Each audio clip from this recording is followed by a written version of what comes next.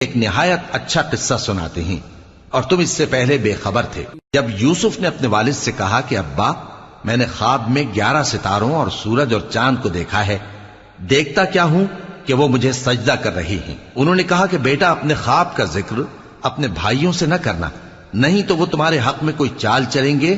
کچھ شک نہیں کہ شیطان انسان کا کھلا دشمن ہے، اور اسی طرح اللہ تمہیں برگزیدہ و ممتاز کرے گا اور خواب کی باتوں کی تعبیر کا علم سکھائے گا، اور جس طرح اس نے اپنی نعمت پہلے تمہارے دادا پر دادا ابراہیم اور اسحاق پر پوری کی تھی، اسی طرح تم پر اور اولاد یعقوب پر پوری کرے گا۔ بے شک تمہارا پروردگار سب کچھ جاننے والا ہے، حکمت والا ہے۔ ہاں، یوسف اور ان کے بھائیوں کے قصے میں پوچھنے والوں کے لیے بہت سی نشانیاں ہیں۔ جب انہوں نے آپس میں تذکرہ کیا کہ یوسف اور اس کا بھائی ابا کو ہم سے زیادہ پیارے ہیں، حالانکہ ہم جماعت کی جماعت